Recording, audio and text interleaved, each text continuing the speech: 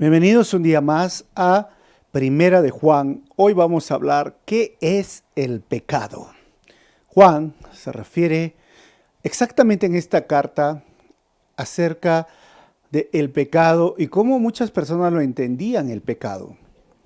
Una segunda y tercera generación que se forma en esta iglesia y esta carta se fue pasando a muchas iglesias que estaba ministrando el discípulo amado llamado Juan.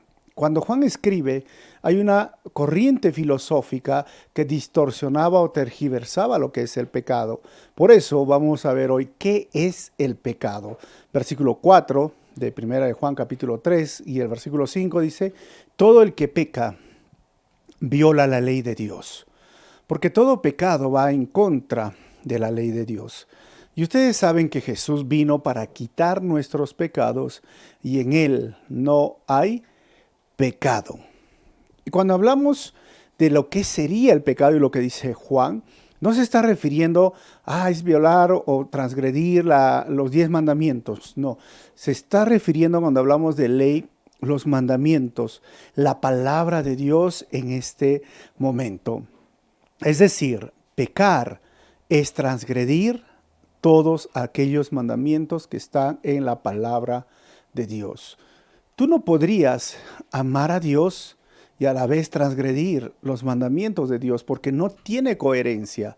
El que ama a Dios obedece sus mandamientos, ya nos dijo hace un momento. Así que recuerden que es muy importante para nosotros entender que encima de todo esto, de que ya nosotros no estamos y no deberíamos transgredir los mandamientos o la ley de Dios, Juan nos dice la razón de por qué el Hijo de Dios no debería permanecer o seguir pecando. En el versículo 5 nos ha dicho claramente, porque para eso vino Jesús, para quitar nuestros pecados. Por eso Juan, el Bautista, cuando vio a Jesús, dijo, he aquí el Cordero de Dios que quita el pecado del mundo. Así que tú y yo no deberíamos ni debemos transgredir la ley de Dios porque Cristo vive en nosotros y Él vino más bien a quitar el pecado de nuestra vida.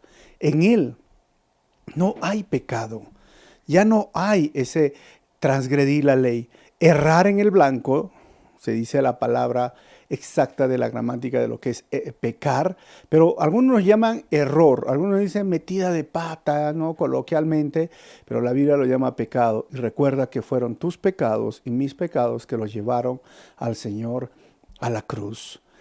Pero si tú hoy estás con pecados, desobedeciendo la ley de Dios, y la ley de Dios, no robar, no matar, no mentir, no ser hipócrita, no ser chismoso, mentiroso, muchas cosas, hay una condenación sobre tu vida.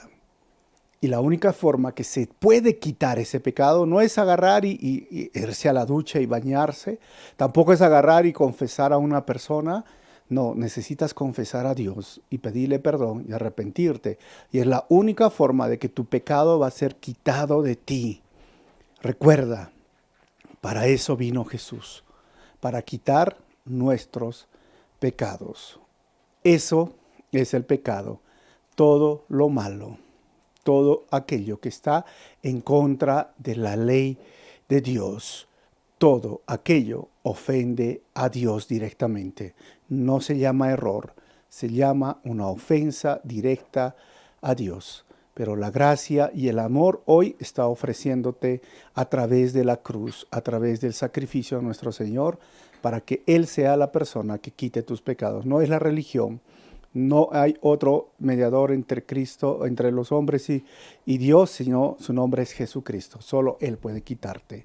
Así que vivamos en esa alegría y felicidad si ya eres hijo de Dios.